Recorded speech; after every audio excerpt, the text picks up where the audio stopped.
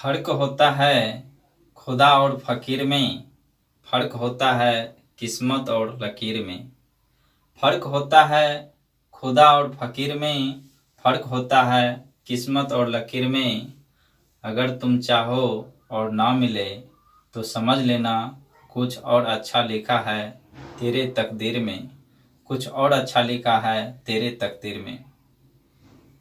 Hi friends, मैं हूं निर्मल कुमार और आपका अपना YouTube channel NK mission point पर स्वागत है। तो आज की क्लास में देखेंगे प्रॉफिट एंड लॉस से संबंधित प्रश्न को, जो पार्ट 9 होगा। इसके बाद नया चैप्टर स्टार्ट हो जाएगा। आज प्रॉफिट एंड लॉस का ये 9th चैप्टर बता रहे हैं। ऐसे तो सवाल बहुत हैं, लेकिन हम टाइप बाय टाइप इस तरह से बता दिए हैं कि आपको प्रॉफिट एंड लॉस में कहीं भी दिक्कत नहीं होगा। तो देखिए, आते हैं सीधा प्रश्न पे।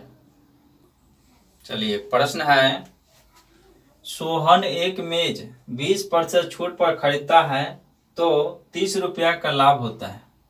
तो बताएं कि उसने मेज के लिए कुल कितने रुपये अदा किए, है ना, कितने रुपये अदा किए। तो देखिए, एक सवाल में समझने का बात है, क्या है, 20% छूट, मेज पे 20% छूट पर खरीदता है और उसे 30 रुपया का लाभ होता है। यानी प्रतिशत छूट जो हो रहा है उसे 20% छूट हो रहा है, और रुपया में जो लाभ हो रहा है उसे 30 रुपया का लाभ हो रहा है। अतः यह प्रतिशत छूट और वो लाभ दोनों आपस में क्या है, बराबर है। हम कह सकते हैं 20% छूट बराबर कितना, 30 रुपया, है ना। यानी 20% बराबर 30 रुपया कह सकते हैं।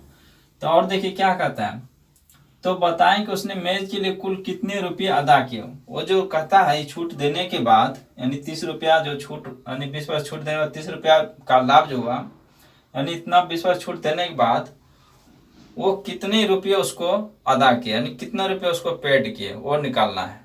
तो देखिए, हमें एक चीज पता है, 20% का मान कितना है, 30 रुपया। इसका मतलब जब 20% वो छूट दे रहा है, छूट पे ले रहा है, तो इसका मतलब वो 80% पेड कर रहा है ना।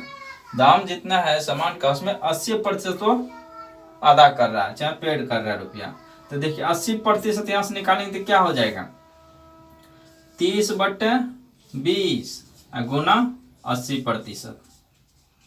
तो देखिए 20 चौका 80 या 4 तिया 12, जीरो आ जाए, 120 रुपया। यही हमसे पूछ रहा था कि उसने मेज के लिए कुल कितने रुपये अदा किए। तो उसने 120 रुपये मेज के लिए अदा किए, है ना। तो देखिए, यदि आप अगर 100% निकालेंगे तब फिर 80% निकालेंगे तो वो भी बनेगा, लेकिन उसमें देखिए टाइम लगेगा। जैसे 20% छूट पर 30 रुपया, है ना, 20% बराबर कितना, 30 रुपया। तो इसीलिए 100% पर एक एक नियम के अनुसार 100% निकालेंगे तो 30/20 गुना 100%। तो देखिए 20×5 बराबर कितना, 150, यानी 150 रुपया जो हुआ, ये 100% का दाम है। लेकिन वो 100% तो दे नहीं रहा है ना, वो 20% छूट देकर तब सामान ले रहा है। तो 20% छूट देने का मतलब क्या, यानी 100% पर नहीं ले रहा, वो जो 80% पर ले रहा है। तो 80% बराबर देखिए फिर वही 30/20 गुना 80%। तो देखिए 20 चौका 80 और 4 तिया 12, 120, है ना। तो हम डायरेक्ट क्या कर लिए, 80% पर निकाल लिए, है ना। इतना करने का झमेला नहीं रखना है। यह हमने आपको कॉन्सेप्ट के लिए बताया कि 100% पे कितना मान हो जाएगा। इसका मतलब सामान का दाम जो है 150 रुपया रहा होगा, लेकिन 150 रुपया तो पेड करता नहीं है, वो 80% का ही पेड करता है, यानी 120 रुपया पेड करता है। चलिए, प्रश्न है, रोहन ने 20% छूट पर एक घड़ी खरीदी। उस घड़ी को उसने 15% लाभ पर 690 रुपया में बेच दिया। बताएं कि उस घड़ी का मूल्य क्या था। घड़ी का मूल्य क्या था, ये निकालना है। तो पहले देखिए, कोई एमआरपी रहा होगा ना, कोई एमआरपी रहा होगा, उस पे वो क्या करता है, 20% का छूट पे खरीदता है ना, 20% छूट पर। तो यहाँ हो जाएगा इसके लिए क्या, सीपी, जितना भी खरीदा होगा वो सीपी, लेकिन कितना सीपी है तो पता नहीं। फिर ये सीपी को क्या करता है, वो बेच देता है, लेकिन कितना 15% के लाभ पे, है ना, 15% लाभ पर बेच देता है। और कितना रुपया में बेचता है, तो 690 रुपया में। यानी यहाँ पे जो एसपी होगा, सेलिंग प्राइस इसका 690 रुपया होगा, यानी 690 रुपया में घड़ी को ये बेचता है। तो अब कहता है हमें कि बताए उस घड़ी का मूल्य क्या था। तो देखिए हम उल्टा ही निकाल लेंगे, ये 690 दिया है ना, इसी से हमें इसका मूल्य निकाल लेंगे।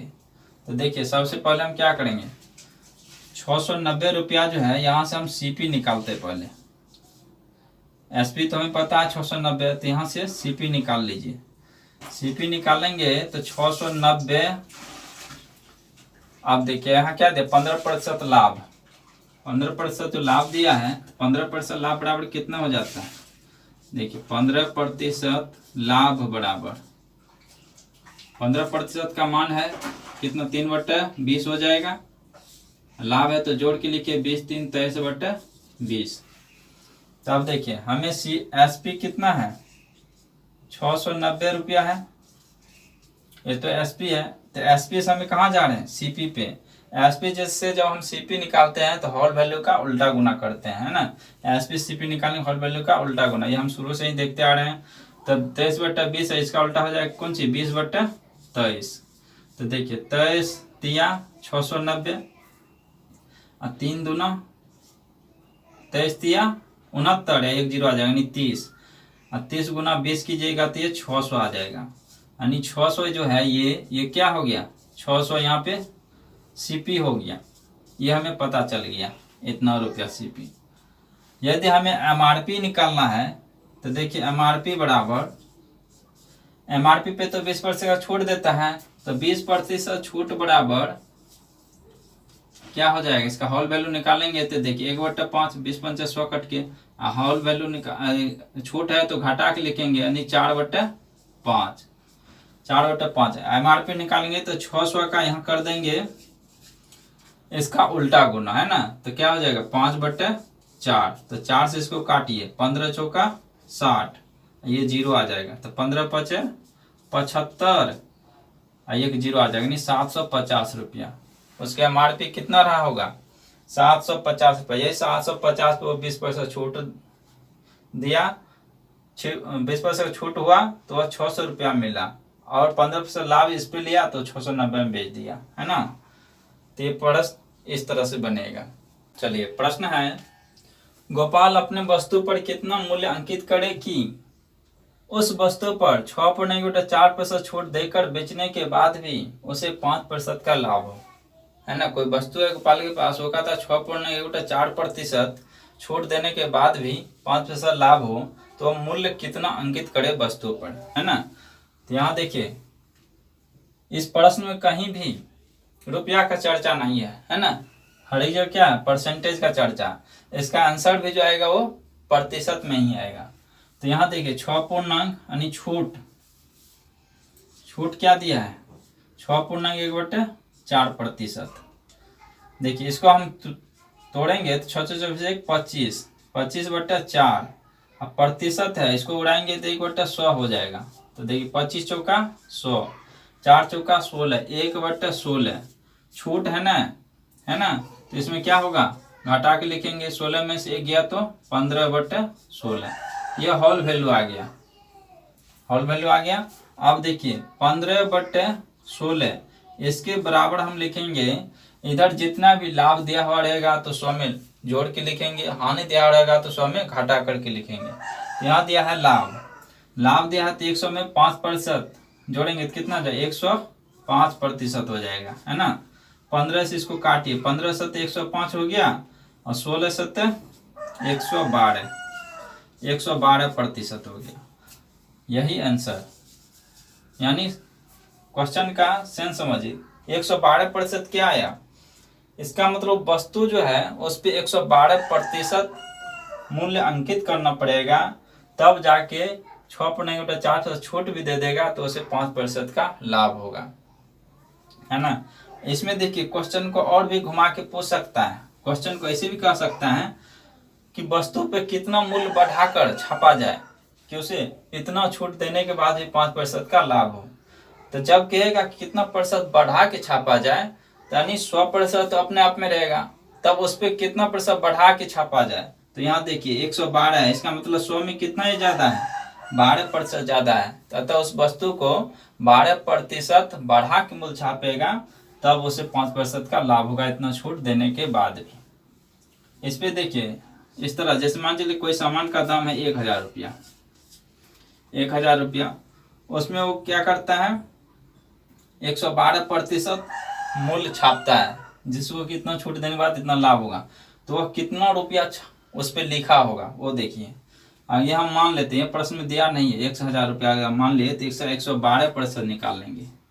112% बदले 100, अच्छा यहाँ रखिए प्रतिशत, तो देखिए प्रतिशत से 2 जीरो कैंसिल, कितना हो जाएगा 1120 रुपया। यदि वो वस्तु का दाम अगर 1000 रहा होगा तो उस पर 1120 रुपया अंकित कर देगा, तब उसे इतना छूट देने के बाद ही 5% का लाभ हो जाएगा, है ना। अच्छा, इसी प्रश्न में ऐसे भी आ सकता है, 1000 का जैसे दाम है वस्तु का, तो उस पर कितना बढ़ा के मूल्य छापा जाए कि उसे इतना छूट देने के बाद ही 5% का लाभ हो। इस तरह से क्वेश्चन को घुमाता है। तो देखिए 1000 पे वो कितना बढ़ा के छापा जाए, तो 1000 को वो 12% बढ़ा देगा, यानी प्रतिशत के बदले यहाँ प्रतिशत से 2 जीरो कैंसिल, 12 के दाम है 120। अतः जितना दाम था उस पर 120 रुपया बढ़ा के वो अगर छाप देगा, तब उसे 5% का लाभ होगा, इतना छूट दे देने के बाद भी। क्वेश्चन का सेंस समझ गए। एक प्रश्न और देख लेते हैं। चलिए प्रश्न है, एक दुकानदार किताब पर छपे मूल्य पर 15% छूट देकर 20% का लाभ कमाता है, तो पुस्तक के छपे मूल्य एवं लागत मूल्य का अनुपात क्या ज्ञात करें, है ना। देखिए ये अनुपात से रिलेटेड कर दिया क्वेश्चन। तो इस प्रकार का सवाल कैसे बनेगा, एक दुकानदार किताब पर छपे मूल्य का 15% छूट देकर 20% का लाभ कमाता है ना। छपा मूल्य कितना ये हमें पता नहीं है ना। तो मान लेते हैं, माना कि छपे मूल्य बराबर x रुपया, ठीक। अब देखिए 15% छूट देता है छपा मूल्य पे, तो यानी छूट 15% छूट यानी SP, यानी 15% छूट देकर जो बेचता है यानी SP आ जाएगा। तो x का 15% छूट देता है तो कितना हो जाएगा 85%, है ना। 100 में 15 कम यानी 85%। अब प्रतिशत नहीं लिखेंगे तो बट्टे में क्या लिखेंगे 100। तब देखिए ये कटेगा 17 पचे 50 या 20 पंचे 100, तो कितना होगा 17x बट्टे 20, 17x बट्टे 20। अब कहता 20% का लाभ कमाता है, ठीक। यहां से पहले हम CP पता करते हैं कि CP इसका कितना होगा, ठीक। CP पता करने के लिए ये जो है SP से हमें CP पता करना है ना। SP कितना 17x बटे 20 है, 17x बटे 20। तो एक चीज हमें पता है, देखिए 20% लाभ है ना। तो 20% लाभ है, तो 20% मान कितना 1/5 लाभ है, तो जोड़ के लिखेंगे 6/5। तो अब देखिए हमें SP से ही CP निकालना है, तो ये होल वैल्यू का क्या करना उल्टा गुना, तो 5 बटे ये हो जाएगा 6, 6/5 है तो 5/6 हो जाएगा। तो आप देखिए 5 चौका 20 हो जाएगा, तो 17x बटे में कितना 6 चौके 24, ये हो गया CP, है ना। अब देखिए क्या कहता है प्रश्न, कहता है तो पुस्तक के छपे मूल्य और लागत मूल्य का अनुपात ज्ञात करना है। छपा मूल्य और लागत मूल्य, तो देखिए छपा मूल्य क्या है x, लागत मूल्य कितना है कॉस्ट प्राइस 17x बटा 24, 17x बटा 24। इसका क्या करना है अनुपात निकालना है ना। x अनुपात कितना 17/24 है, ये x है। देखिए ये x कैंसिल है ना, बट्टे में रहेगा, तो कितना हो जाएगा 24 इधर आके गुना हो जाएगा, तो बराबर 24/17, ये हो जाएगा आंसर, यानी ये अनुपात आ गया। अनुपात देखिए, यदि यहाँ पे अगर समझने में दिक्कत होता होगा नहीं दिख रहा है, रुकिए। अब दिखता होगा। 24:17। देखिए यहाँ हमने क्या किया, ये क्या हम एक है, एक अनुपात कितना है 17/24। हम इसको ऐसे लिख सकते हैं ना, एक भागा में तो गुना के रूप में लिखेंगे तो 24 ऊपर जाएगा और 17 नीचे आएगा, कितना हो जाएगा 24/17। इसी को तो हम लिखते हैं 24:17, है ना। तो इस प्रकार का सवाल ऐसे बनेगा। आंसर क्या हो गया 24:17। ऑप्शन नंबर क्या हो जाएगा बी। तो आज की क्लास को यहीं पे एंड करते हैं, फिर मिलेंगे नेक्स्ट क्लास में। जय हिंद।